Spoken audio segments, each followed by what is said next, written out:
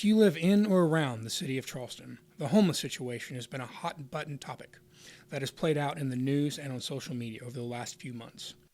In this report, we'll look at some of the facts and hopefully dispel some of the misconceptions around the homeless situation. The first person we had the pleasure to speak with was Tracy Strickland, the executive director of the Canal Valley Collective. One of the first topics that we discussed was the visibility of homeless individuals and the belief that the numbers have increased in the city of Charleston. You know, one thing that is, I think pretty true is that all areas of the state are seeing a lot of what we're seeing in Charleston, and that is, you know, people experiencing homelessness being more visible, the problems being more visible. So, you know, when it is said that, you know, homelessness increased in Charleston, you know, you can agree with that. You know, another click would have shown that, yes, the number increased in Charleston from one year to the next by one person.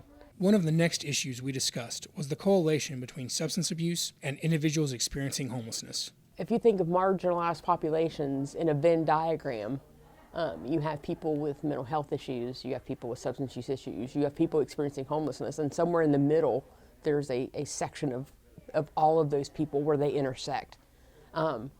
But not everybody who's experiencing homelessness has a mental illness. Not everybody who's experiencing homelessness has a substance use disorder. Not everybody who has a mental illness is homeless. So it's these blanket statements that are so marginalizing for so many people. Director Strickland made it clear to us that Charleston is not a sanctuary city. I provide a lot of homeless services. I'd love to say our homeless services are that great. They're good, but I'm not traveling 1,000 miles for them. What you see is when you see people that aren't from Charleston, the vast majority of the time, you're finding people from West Virginia.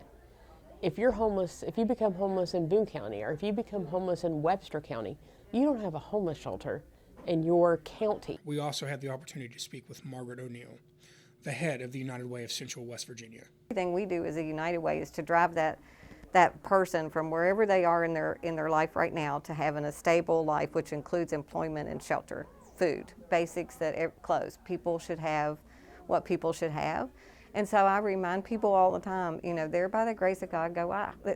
These folks, as we spend time with them, can tell you their story and very clearly tell you how they reached a point where they were experiencing homelessness. Just because you may not have a bed doesn't make you a bad person. For more information or to volunteer to help, call 211 and input your local zip code. Reporting for WVSU Newsline, I'm Justin Walker.